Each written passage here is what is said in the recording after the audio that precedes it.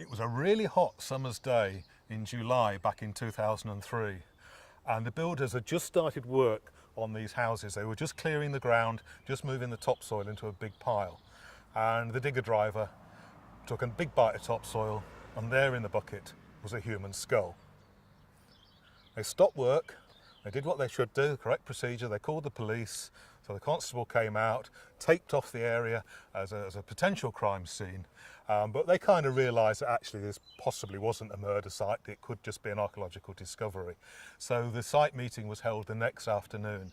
I got wind of this. I was actually acting as the volunteer archaeological warden for the parish, and so we got together. There was the police constable who had been there protecting the scene of crime for, well, he wouldn't have been there for 24 hours, but you know the procedure. The scene of crime officer from the Leicestershire Police came along. Now he was a professionally trained archaeologist with a background in human bone analysis, so he was exactly the right man for the job. And somebody from the Leicestershire Museum Service came out. And I think at that time also the owner of the development company, Saw Valley Developments, he came out too, perhaps a few other people, somebody from the parish council I think was there also. And there was this meeting. The skull had been kept in custody in the local police station and was brought to site. The archaeologist, the senior crime officer looked at this skull. He said, well, it's in a very good state of preservation. It's almost polished on top. But whoever this, and he said it's male, and he said whoever this chap was, he'd lost all his back teeth, all his molar teeth in life. They'd healed over. One of them was quite a severe abscess. Just 4 teeth at the front of, there's only the upper jaw, 4 teeth at the front had survived, but they were quite badly worn down. Now to an archaeologist that tells quite a clear story, because in this country, before about the year 1300, we ground corn and flour in a way that left grit in the flour. So people eating quite a lot of bread would actually wear their teeth down during their lifetime. And that's exactly what seemed to have happened to this chap. So immediately they just turned around and said, yes, this isn't a murder. He's been dead more than 100 years. And the police constable just said, well, that's it. It's over to you, and left. Now, the senior crime officer, trained as an archaeologist, and the Leicestershire Museum's archaeologist, spent, I think, an hour or two just looking through the rest of the topsoil pile, looking for more human bone and so forth. Because clearly the skull was in very good state of preservation. You'd expect, if the whole body was there, you'd expect big bones, but you'd expect the finger bones and the toe bones. It was that sort of quality. But they went through the soil heap pile. That was sort of halfway down on the right here. We think the soil came out from where this house is now built, the one right behind me. But absolutely no more human bone, no more bone at all was found. In fact, prior to the development, there'd been an archaeological excavation, just some trial trenching, and that had revealed no archaeology either. So this skull was a bit of a surprise. Good state of preservation. We know from where it was found with a bucket of soil, the excavator scoop of soil, that it was mixed in with turf and roots, so it could only have been about less than 12 inches into the ground when it had been originally displaced and so forth. So quite an enigma. Best guess was that he might have been Roman, he might just have been Iron Age, because about 100 yards or so just to the west of here, there had been a previous development of some houses in about 1990, and they'd cut into some ditches associated with a late Iron Age, early Roman settlement site. No burials, but this is close enough to be appropriate. And, well, really, that's all we could say. A human skull had turned up, no other bones, wasn't a murder. Without radiocarbon dating, we would never know exactly how old he was, so it was sort of left like that, as a bit of a question mark, really. So after that rather eventful day in July, frankly, I'd sort of more or less forgotten about this skull. But I was sitting at my office November, and the phone rang. And it was a very pleasant gentleman who used to work for Leicestershire Museum Service called Dr. Richard Pollard. And he says, hello, Bob, about that skull of yours. And he said, well, I don't mean it seriously. I said, yes. He says, it's very interesting. And I said, really? Why is that? He says, well, I've just cleaned a bit of mud off. He said, there was only one bit of mud, and it was down at the back of the skull, just above the foramen, the hole where the spinal cord comes through. And when I broke the mud off, there was 2 or 3 metal staples holding the bone together. So clearly this skull had been damaged, and it had been quite expertly repaired. So, well, I think I was almost with Doc Pollard at that point. He said, this is a medical specimen.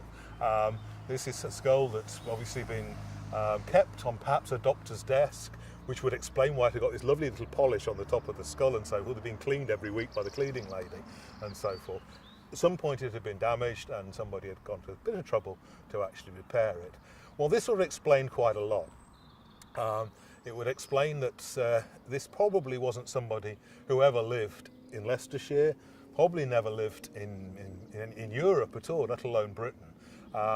This would have been somebody's skull that came to Britain as a medical specimen. And the main supply, ever since the Anatomy Act of 1832, this is what happened as a result of sort of Burke and Hare and all the body snatching and so forth. But after the 1830s, most of the medical specimens came to Britain from India, from the area of the River Ganges and so forth. And that would be consistent with the tooth wear, because if this man had actually been living in India in recent decades, last century or so, then his teeth would have been worn down by exactly the same flour making processes that went out of use in Europe about 1300. So it all made a lot of sense. He wasn't a Roman, he wasn't Iron Age. It was just a skull that somebody had discovered and said, well, we don't know what to do with this. We'll just go to this old orchard, which is exactly what that site had been, and we'll just place it in a shallow hole in the ground about a foot down and forget about it. Just give them a little simple burial. So it all made a lot of sense. But as he wasn't from Leicestershire, as he wasn't almost certainly not from Britain, he actually wasn't of any interest to Leicestershire museums. The simple procedure, he wasn't going to become part of that collection. He wasn't going to become part of the museum collection. And right thing to do was to rebury him yet again. Believe it or not, Leicestershire County Council at that time actually had a small pot of money where they would actually pay for human remains discovered in archaeological sites and so forth, and they would actually meet the costs of them reburied in the nearest churchyard, in the nearest cemetery. And that's what we now needed to do. So, on a rather chilly morning the following February, a small group of us came to this cemetery on the other side of the village at Wymeswold with a wooden casket. I acted as casket bearer, and there were representatives of the parish council, somebody from the local history society, and again the owner of the development company, Saw Valley Homes, was also present. And we had a very simple ceremony, and this man's skull was again placed to rest here on the edge of the cemetery, not 6 feet deep. It's not necessary when it's just bones. And well, we said a short Christian prayer, even though we weren't really sure whether he was Christian at all. So, had we actually buried a skull of somebody who was a Hindu with a Christian prayer? I wasn't that worried that we'd put him into a cemetery surrounded by Christian burials. That was okay with me. But I was slightly uncomfortable. We might not have given this chap exactly the right sort of send-off that we perhaps should have done. Crossed my mind, but parish councillor just said, oh, we'll bury him with a Christian prayer. That's all we can do in this country. Didn't quite ring right, but there's nothing I could really do about it. But about a year later is when honouring the ancient dead was first founded. And it was talking about honouring ancient people. Now, maybe this guy really doesn't fit into the time frame. We don't really know, we're not sure. But here was a group of people who actually wanted to set out some guidance on what to do when you have the remains of somebody that probably wasn't Christian. Certainly wasn't Christian in some cases with the more ancient dead.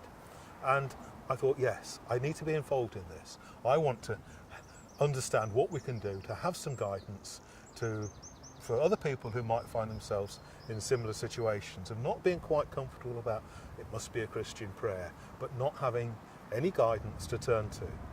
And of course, in the last, it must be about 12 years now, has actually set out that guidance, and it has been well recognised, and it is something that in situations like this, as and when they occur again, we can turn to this guidance and we can say there is some way of involving people and honouring these people, respecting these people, but not necessarily just with a Christian prayer.